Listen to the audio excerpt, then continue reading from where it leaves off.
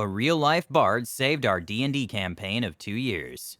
This campaign has been going for 2 years. The final big bad, the catastrophe of the realms, doom of everything we know, is now in front of us. The realm's very existence is on our shoulders. Stopping this beyond godlike creature is our sworn duty. After 3 sessions, we fall one by one, a group of 6 players. Our hopes are fleeting by the minute. The beast is almost finished, but we're much closer to death compared to it. No one left but our bard, holding in the back, providing what support she could. Mind you, she was the quiet, shy one, role-played the best she could. She was brand new to D&D prior to this game. We always encouraged her to be more lively but never pushed, just reassuring a friendly space. She started to tear up. I noticed it at first. When I finally was able to meet her eyes, to avoid bringing attention to the situation, I tried to gesture if she wanted to take a break. While everyone is pondering, stressed and worried about the 2 years leading up to this moment, no angry screams or anything, simply a high-stakes moment, she shook her head with a very firm no. She always brought this large bag with her. When we ask about it, she just says, "Oh, just all I have, no worries." She turned around and I kid you not pulled out a ukulele. All of us go absolutely dead silent. You could hear a pin drop. She started playing. Apparently she's been practicing since the start of our campaign, but was always too shy to play.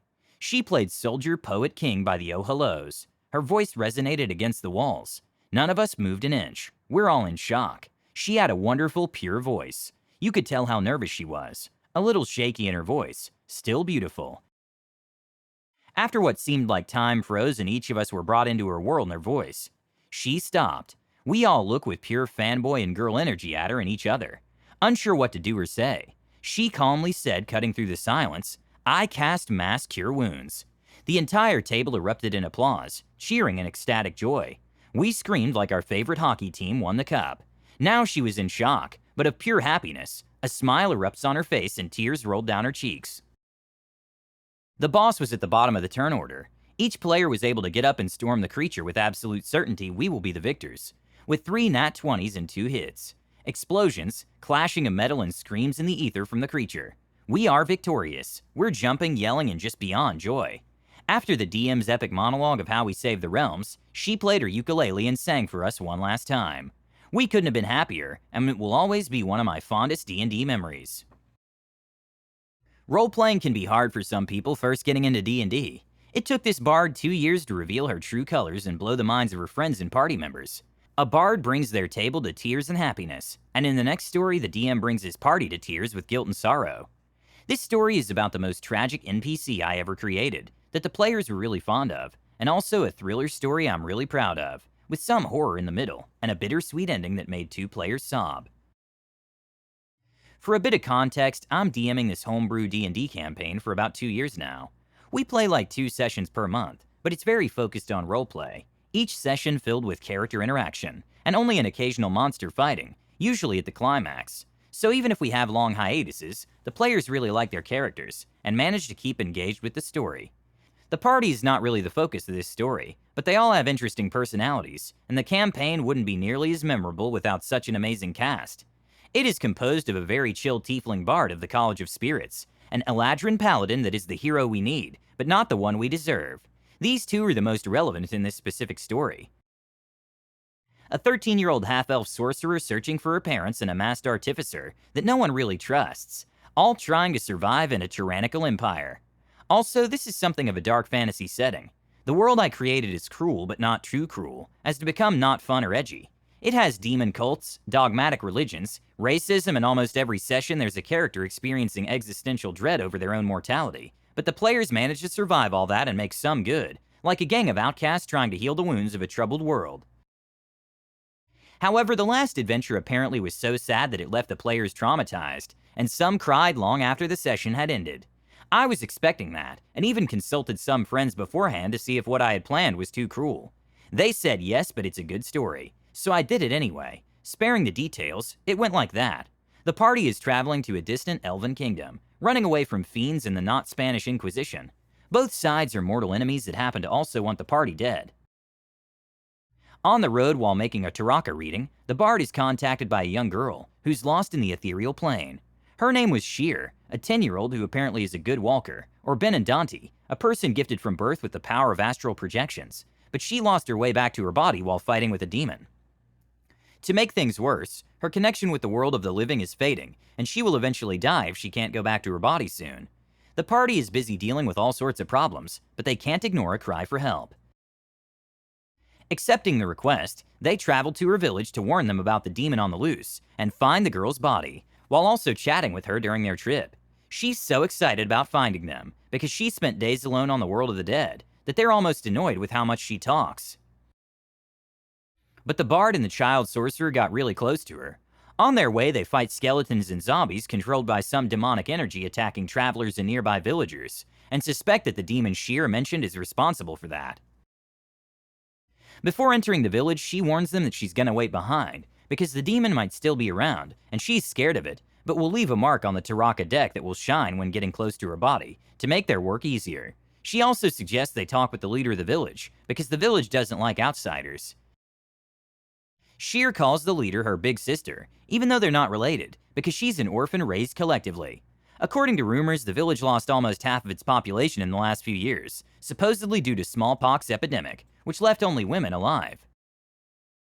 The women also apparently worship a mysterious angel known only in that village, and don't explain their religion to outsiders. Nearby villages find it very suspicious, believing they're witches, and that the gods punished them for heresy, but the players don't believe it, although they're also a little concerned. When asking the villagers about Sheer, they say that she died years ago of smallpox, but the players caught them lying with an insight check. Using the marks Sheer left with them, they realize her body is inside a sealed pit that smells like rot. The villagers refuse to explain, and the party is already sure there's something going on. Eventually, they find out that the angel the villagers worship is actually the demon Sheer encountered during her astral projection, who is trying to get a corporeal form by tricking humans into believing he's an emissary of the gods. His master is Orcus, the lord of undeath, so his power is manifested only on dead corpses. So Sheer's big sister, the leader of the cult, and the rest of the villagers sacrifice their loved ones to create a body for this angel, pretending to the outsiders that they were all killed by the pox, a common but very deadly disease. Sheer was chosen because of her powers, for it could reveal the truth about the cult, although the fiend failed to kill her astral body. But still, her physical body was dead long before she found the adventurers, used in the ritual to reincarnate the demon, and thrown in a pit of corpses.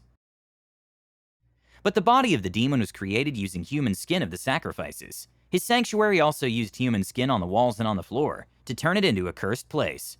So when the players find the corpses of the victims on the pit, they're all skinned, including the children. The demon used an illusion to make his temple look normal, and his appearance look like an angel, and the cult leader also gaslighted the villagers that could see through the illusion, but the players successfully unveiled the truth. After finding the truth and killing the fiend, the party is left speechless. The paladin is completely shaken by the revelation, and ends up beating the cult leader with his bare hands. When finding out their angel was dead, and that he was actually a demon, the entire village surrendered, knowing their souls were eternally damned for making a pact with the fiend. That's how the rules work here, unfortunately. The leader asks them to take her to the Inquisition, because we're all burning at the stake anyway after all that. Instead, after a bit of arguing, the players decide to burn the sanctuary with the leader inside. She didn't resist. The rest of the villagers are spared, but they must leave the village forever and rebuild their lives, spreading the lie that it was destroyed by fiends, and searching a way to save their souls while they still can. Before leaving, the bard buried what remained of the girl, in disgust of what happened to her.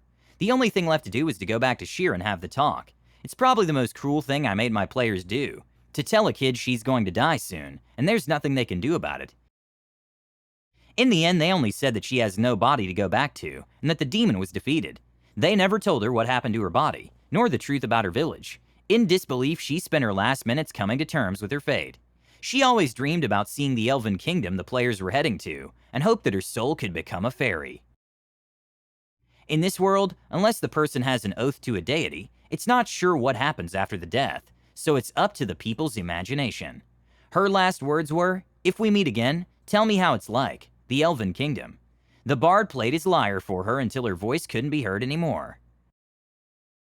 "We are no heroes," one player said at the end of the session. Well, that was absolutely heartbreaking. Amazing world building by the DM.